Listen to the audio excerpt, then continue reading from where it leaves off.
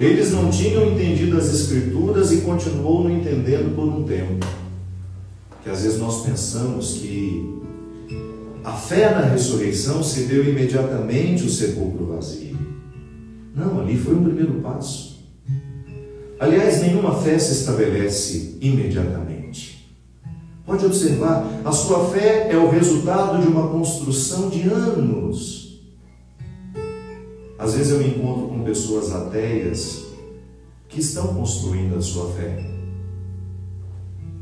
Que são aqueles detalhes da vida que você vai percebendo a presença miraculosa de Deus, que você vai percebendo que alguma coisa extrapolou o seu entendimento. Não, ali não dá para explicar o que houve. Como se houvesse mãos invisíveis sendo capaz de bordar nos avessos da nossa história uma convicção que um dia vai se manifestar e vai nos sustentar.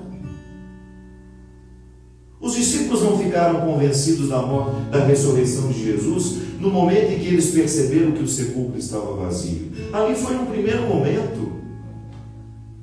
Prova disso é que eles foram ficando desiludidos. Eu já falei tantas vezes aqui durante as nossas missas que o Calvário foi uma tremenda desilusão para todos eles. Eles esperavam que Jesus fosse estabelecer um reino político, que ele fosse retirar o Império Romano do poder e fosse devolver aos judeus o controle de Jerusalém, de Judá, da terra que eles haviam recebido por herança. Tudo aquilo que significa lugar escolhido por Deus para que nós sejamos o seu povo. Eles tinham uma esperança, tanto é que dentro dos discípulos, do grupo dos discípulos, existiam os armamentistas, né? Que estavam ali prontos para pegar nas armas. Os guerrilheiros. Eles não acreditavam como precisavam acreditar ainda. Mas é o primeiro passo. Deus compreende os processos humanos e Deus vai falar na nossa linguagem de acordo com a possibilidade que a gente tem de entender. Muitos queriam um reino político e ficaram decepcionados quando viram o mestre deles crucificado na cruz, precisando viver a mais humilhante forma de morte daquele tempo, que era a crucifixão. Voltaram à vida antiga, inclusive. O que Pedro diz aos outros? Bem, o sonho acabou, vamos voltar a pescar. E voltaram. Tentaram se reencontrar com a vida antiga. E de repente nós temos aquelas passagens que ao longo da semana nós vamos ouvir no Evangelho, que são os momentos em que Jesus aparece aos seus discípulos, conversa com eles, volta a dar conselhos, continua ensinando, mas dentro de um contexto diferente. Você pode pensar nessas aparições como você quiser. A mim, fala mais ao meu coração a aparição que nós chamamos de percepção. Eu percebo o outro. O outro está aqui. Como foi que eles perceberam? Como foi que a fé na ressurreição de fato se estabeleceu dentro do coração dos discípulos? Quando Pedro olhou para João e falou: meu Deus do céu, João, 3 anos de convivência com Jesus e você é outra pessoa. Quando você chegou para estar conosco, o seu apelido era Filho do Trovão. Imagina como deve ser o temperamento de uma pessoa que tem um apelido desse. E esse homem que era o filho do trovão se transformou naquilo que chamas de discípulo amado. Uma transformação havia acontecido dentro deles. O Evangelho de Jesus havia impactado a vida daqueles homens e eles não eram mais os mesmos. E não dá para voltar à vida antiga, tentando ser o mesmo daquela vida antiga, tentando ser o homem que cabia naquela vida antiga, já com as roupagens novas. Não dá. Muitos relacionamentos humanos terminam por isso, porque as pessoas querem ser como eram no passado. Não existe isso. Nós somos novos todos os dias. Quem não renova essa capacidade de amar e de ser com o outro, o casamento não dura. A amizade também não dura. O bom é você perceber que a gente evolui na nossa amizade, no nosso amor. A experiência de Jesus para os discípulos foi exatamente assim. João foi sendo aos poucos transformados pelo seu mestre. E Pedro, olhando para João e percebendo que aquele temperamento havia sido transformado, o homem que era explosivo, que era difícil, tornou-se uma pessoa dócil, amável, serena, equilibrada. Pedro, a mesma coisa. Pedro negou Jesus na cruz. Pedro negou Jesus momentos antes daquele calvário terrível.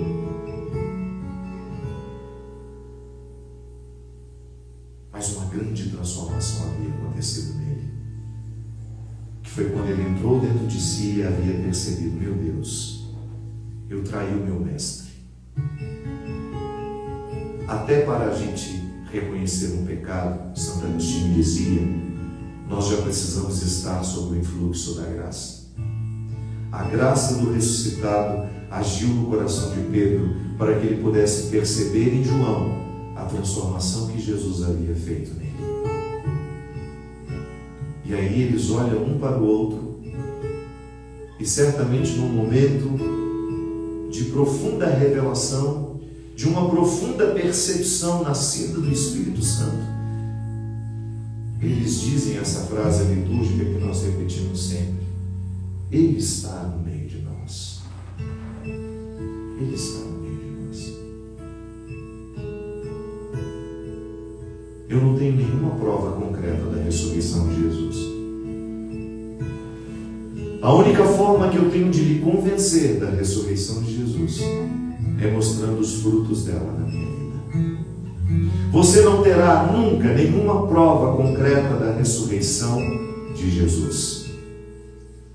Você não tem como cientificamente comprovar que Jesus ressuscitou.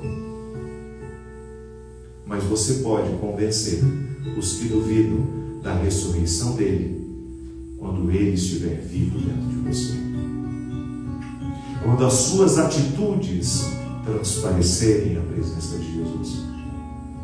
Quando os seus pensamentos refletirem a presença de Jesus.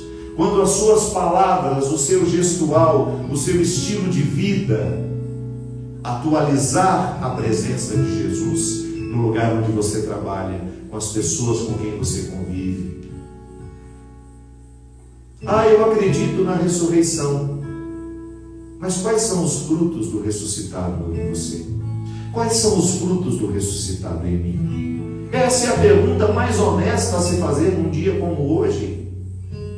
Porque senão a nossa fé é teórica, a nossa fé é pirotécnica, a nossa fé é somente para fazer um barulho e causar uma boa impressão em alguém, ou porque é bacana, gente. Não.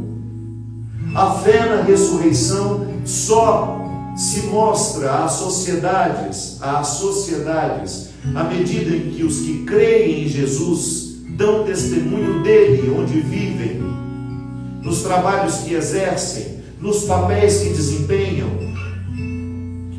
Fulano de tal se diz cristão. Se não houver uma coerência entre aquilo que se diz e a forma como age, o cristianismo dele não convence ninguém. A fé na ressurreição, este primeiro movimento que foi encontrar o sepulcro vazio, para eles foi uma prova material. O corpo não está mais aqui. Nós não tivemos. A fé na ressurreição em nós passa pelo testemunho de milhares de pessoas que viveram antes de nós e tiveram as suas vidas transformadas por ele. Pessoas que eram difíceis que se tornaram mais leves. Pessoas rancorosas que se transformaram em amorosas. Pessoas egoístas que se transformaram em generosas. Ali está a prova da ressurreição. Nós, igreja, só daremos testemunho da ressurreição com a nossa vida, não há outra forma. Pode fazer o discurso mais lindo do mundo, pode fazer o discurso mais eloquente do mundo, se depois que você parar de falar, as pessoas não perceberem que você vive exatamente aquilo que você está dizendo, elas virarão as costas e não quererão mais saber de você. Ou então você conseguirá enganar muitas pessoas enquanto elas não tiverem acesso à sua vida pessoal. A forma como você trata as pessoas que trabalham com você, a forma como você trata as pessoas que vivem dentro da sua casa. Ali é o testemunho da ressurreição. É a gente viver diariamente um cultivo de virtudes que nos tornam essencialmente cristãos. Cristianismo não é título, minha gente. Eu sou um cristão. Não, cristianismo é modo de ser. Não é, eu não preciso nem dizer que sou cristão. Se eu estou num ambiente, demonstro naturalmente solidariedade aos que sofrem, solidariedade aos que precisam. Eu estou dizendo que eu sou cristão sem abrir a minha boca. Eu não sei, algum dos santos da igreja dizia isso. Pregai o evangelho e de vez em quando use as palavras. Chico de Assis. Pregai o evangelho e, se for preciso, use as palavras. Não é eu. Sou eu aqui no meu dia a dia, nas minhas misérias, nas minhas fraquezas, me encontrando todo dia, me deparando todos os dias com a maneira de sentir de Jesus, de pensar, de falar, de viver, de agir. Se eu quiser ser um testemunho de ressurreição no mundo, eu tenho que ter disposição de assumir essas virtudes de Jesus na minha vida. Caso contrário, eu sou uma semente de ateísmo. Porque o grande responsável, os grandes responsáveis pela manutenção do ateísmo no mundo, somos nós, cristãos hipócritas. Somos nós que, com nossas vidas mesquinhas, miseráveis, não somos capazes de permitir que Deus faça a sua ação na nossa vida, porque nós estamos cercados de outros interesses que não são espirituais. Os responsáveis pelo ateísmo no mundo somos nós, que não nos curvamos à ação do Espírito Santo, que não queremos as virtudes cristãs. Podemos até dizer que queremos, mas não queremos na prática, porque não trabalhamos com elas. Não nos transformamos num canteiro de obras, onde Deus vai cultivando dentro de nós, mediante processos terapêuticos. Às vezes os psiquiatras vêm nos ajudar, os psicólogos vêm nos ajudar, os místicos vêm nos ajudar. Todo e qualquer caminho que nos faça chegar ao melhor de nós é essencialmente cristão. Se eu tenho uma tendência ao egoísmo, eu preciso me trabalhar terapeuticamente para me livrar deste egoísmo. Não dá para ser cristão e egoísta. São duas coisas que não podem ser conciliadas. Não dá para ser cristão e ser corrupto. Não dá para ser cristão e enganar as pessoas no poder que nós exercemos. Os políticos que se dizem cristãos, a conversa deles vai para o espaço no momento que nós percebemos que não há generosidade cristã neles, que não há solidariedade cristã neles, que não há empenho por fazer a sociedade mais justa, mais humana. Fulano de tal se diz político, ou se diz um político cristão, mas semeia ódio o tempo todo está semeando ódio nos lugares por onde passa. Nós percebemos o cristianismo das pessoas na capacidade que elas têm de harmonizar os ambientes que estão sob suas responsabilidades. Neutralizar o poder do mal onde você vai. Ambiente de trabalho onde tem uma disputa, um puxando o tapete do outro. O cristão não vai participar desse jogo, mesmo que ele tenha vontade de galgar um pouco mais de espaço no poder. Não, se eu tiver que chegar lá, terá que ser pelas minhas competências, terá que ser pelas minhas capacidades, não porque eu enganei, repudiei. Não. Então a fé na ressurreição, celebrar a Páscoa, é você estar diante do espelho e com coragem olhar e se perguntar: eu sou um lugar de ressurreição para os outros? Eu sou um lugar que Deus vive todos os dias? Que Deus age? Que Deus fala com a minha voz? Que Deus age com os meus braços? Eu sou esse lugar? Se não, vamos voltar, vamos reaprender, vamos reabrir o sepulcro, vamos voltar ao início da fé, vamos começar tudo de novo, vamos abrir mão dos processos hipócritas que nos trouxeram até aqui. Cristianismo, minha gente, cristianismo é a experiência de vida na sua mais profunda essência.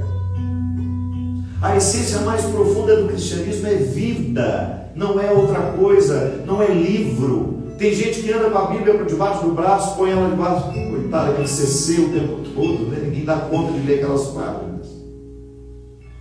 Anda com aquela Bíblia para baixo, para cima, como se aquilo fosse um objeto sagrado.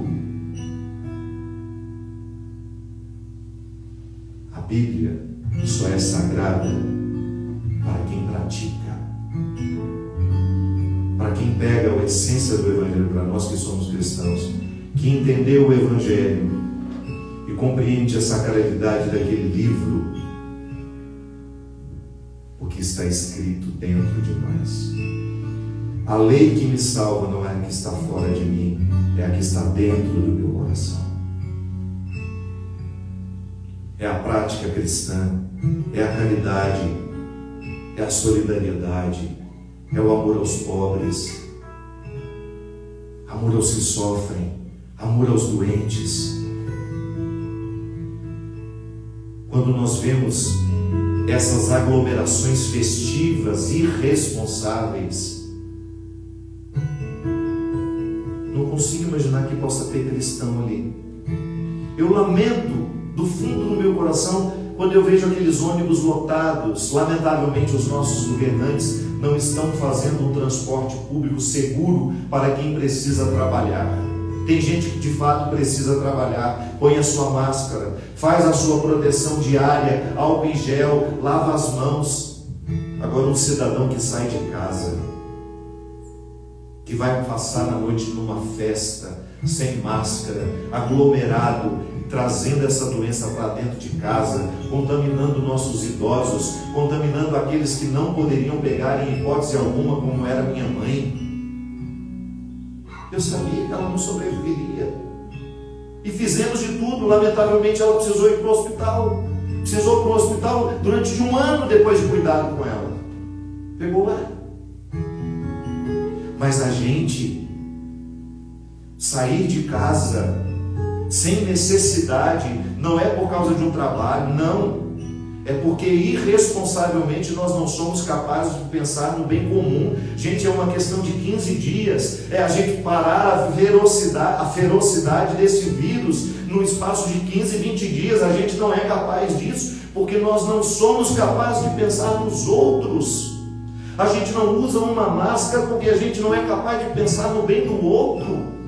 Eu sei que eu estou contaminado, como nós sabemos de muitas histórias que aconteceram assim. A pessoa saiu e foi viver normalmente porque ela não tinha sintomas. Traduza o cristianismo. Um cristão jamais vai passar adiante um vírus que pode matar. Um cristão vai fazer de tudo, cercar-se de cuidados para que a gente não contamine ninguém com esse vírus mortal, que antes era um perigo para quem tinha comorbidade, para quem era idoso, para quem era obeso, diabético. Hoje não. Ele está matando gente jovem. Inclusive, uma das intenções dessa missa, que eu esqueci de falar, o meu querido amigo Paulo Gustavo, menino de 42 anos, estava lá refugiado no cantinho dele. A doença chegou, lutando contra a morte. Então hoje, acreditar na ressurreição em tempos de pandemia é muito concreto. Preciso trabalhar? Vou sair de casa com todos os cuidados do mundo e vou ganhar o meu pão. Não preciso sair? posso fazer o sacrifício em nome de um bem comum, vou ser cristão. Vou demonstrar a minha solidariedade cristã ficando aqui, fazendo o que eu preciso fazer, fazendo o meu dever de casa. Sabe, minha gente, se nós quisermos dar testemunho da ressurreição, nós temos que necessariamente fazer a experiência de ser Jesus de novo no mundo. Não há outro jeito. Eu tenho fraquezas, eu já errei nessa pandemia, já. Você já errou. Mas por que nós não podemos consertar agora? Nós já fomos movidos pelos nossos egoísmos, já. Mas é sempre tempo de acordar. É sempre tempo de experimentar a possibilidade de transformar o ambiente que nos diz respeito. Você é o presidente da sua casa. Você é a presidente da sua casa. Você governa a sua casa. Você governa o lugar onde você trabalha. Você é governador de si. Governadora de si. Faça de tudo para que seus defeitos não prevaleçam, para que você não seja vítima do seu egoísmo, da sua arrogância, da sua vaidade, do seu medo, da sua impotência. Permita que as forças de Cristo nasçam em você. Permita. E aí você vai fazer a mesma experiência que os discípulos fizeram. Aquela experiência linda de olhar um para o outro e dizer: olha como nós já estamos melhores depois que Jesus entrou na nossa vida. Olha como nós estamos mais solidários. Olha como perdoar é mais simples para nós. Meu Deus, como era difícil eu perdoar. Eu tinha um coração tão duro. As pessoas me magoavam, eu guardava aquela mágoa o resto da vida. Não, pelo amor de Deus, é tempo de você transformar isso em você. E aí você vai viver a ressurreição a partir do conceito mais bonito da ausência, que foi São João da Cruz que poeticamente disse: o que eu conheço de Deus são as pegadas de sua ausência. Quando eu abro a janela porque sei que Ele está no meu jardim, quando eu abro a janela, o que eu vejo são as pegadas de sua ausência. Para que eu ponha os meus pés nessas pegadas e ande por Ele. Deus vai andando na frente e vai nos ensinando o caminho. É lindo isso. É a teologia da ausência. Em muitos momentos você vai acreditar na ressurreição, na desolação absoluta, sem forças, exaurido, doído, mas você vai abrir a janela da sua casa e você vai ver as pegadas da ausência. A fé é isso. A nossa fé não é uma prova concreta, material da ressurreição de Jesus. Não. A nossa fé se baseia nas pegadas da ausência. Você vai entender isso. Você que perdeu alguém que você ama, como é que a gente faz a pessoa ressuscitar dentro de nós? Ativando todos os dias a memória. Todos os dias. E pensando nela de uma forma linda, poética. A minha mãe está ausente fisicamente, mas ela nunca esteve tão presente em mim como ela está nesses dias. Logo no início da semana. Mas essa é uma música para todo mundo que precisa entender. Os que continuam sem estar. Jesus continua sem estar. Minha mãe continua sem estar. Porque eu, movido pelas forças espirituais que Jesus me dá, que Jesus me concede, eu estou por Ele. Jesus não pode estar no mundo como eu estou, mas eu estou por Ele. A minha mãe não pode mais estar no mundo como eu estou, mas eu estou por ela. Você que perdeu seu filho, seu pai, sua mãe, seu irmão, seu tio, seus avós, amigos, você não pode. As pessoas não podem estar no mundo com você, mas você pode estar no mundo por elas. São perguntas bonitas que a música faz. Como esta noite findará e o sol então rebrilhará, estou pensando em você. Onde estará o meu amor? Será que vela como eu? Será que chama como eu? Será que pergunta por mim?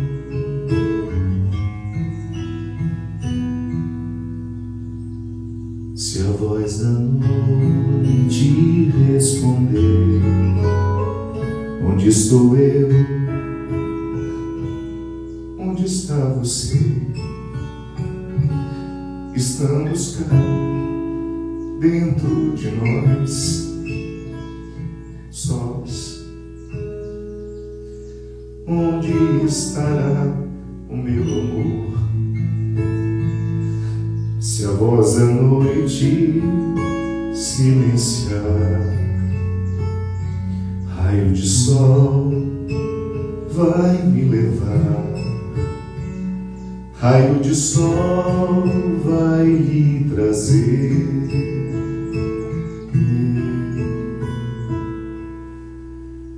Como esta noite findará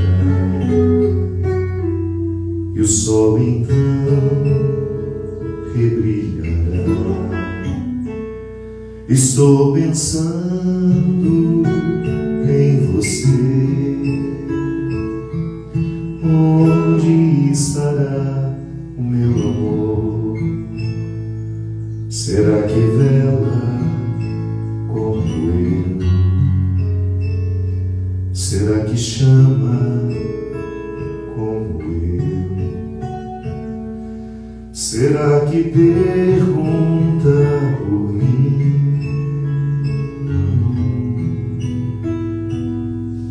Se a voz da noite responder, onde estou eu? Onde está você? Estamos cá dentro de nós, sós. Onde estará o meu amor? Se a voz da noite silenciar, raios de sol vai me levar. Raio de sol vai me trazer.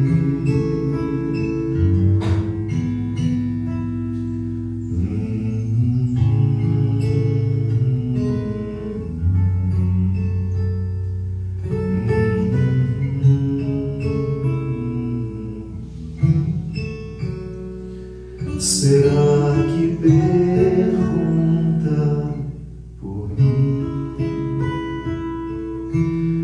Onde estará o meu